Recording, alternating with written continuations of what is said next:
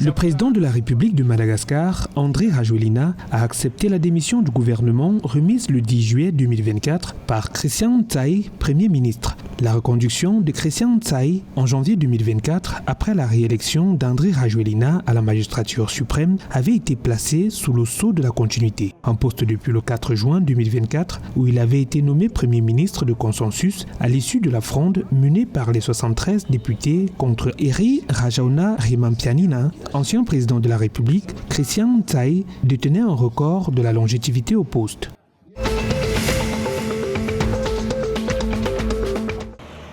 Selon le dernier rapport de Statistics Mauritius, le taux de croissance du pays pour l'année 2024 a été révisé à la hausse pour atteindre 6,5% contre 4,9% en mars 2024. Cette hausse s'explique par des mesures annoncées par le grand argentier dans son discours sur le budget. En effet, l'activité touristique, qui devrait atteindre les niveaux d'avant la pandémie, autant que la construction, les activités financières, le commerce et les industries manufacturières, devraient concourir à cette hausse de la croissance. Le taux de croissance dans le secteur de la construction devrait être de 37% et les investissements privés de 25,7%.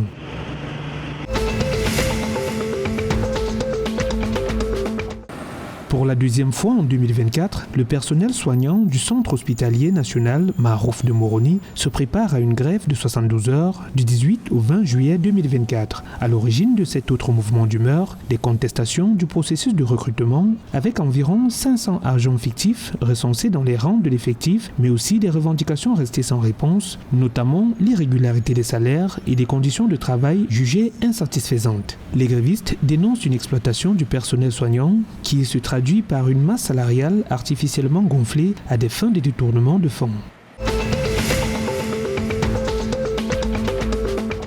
Face à l'infestation du secteur agricole séchellois par des chrysomèles, le ministère de l'Agriculture continue d'améliorer diverses mesures pour contrer le parasite qui affecte les pommiers dorés de Mahé. Le secrétaire à l'agriculture des Seychelles, Kevin Nancy, préconise des mesures pour freiner la propagation des parasites et de maladies qui menacent les récoltes, l'environnement, la biodiversité du pays et même son économie. Entre autres mesures, des inspections rigoureuses menées avant même que les marchandises et les plantes n'atteignent les côtes grâce à une analyse des risques phytosanitaires. À mesure que le pays se développe et prospère, le commerce, les voyages et le tourisme constituent la principale menace à la biosécurité, pense-t-il.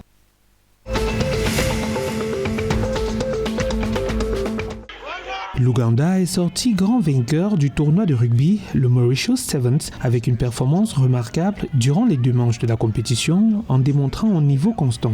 La deuxième édition de cette compétition internationale s'est tenue les 29 et 30 juin ainsi que les 6 et 7 juillet 2024 au La Bourdonnaise Sport Club à Maputo. La compétition, qui a duré 4 jours, a vu la participation de 12 équipes. Maurice a fini à la 10e place au classement général devant le Nigeria et l'Algérie. Le tournoi Mauritius Sevens Paradise a été une démonstration de ce que représente le rugby pour ses amateurs, les Mauriciens en particulier.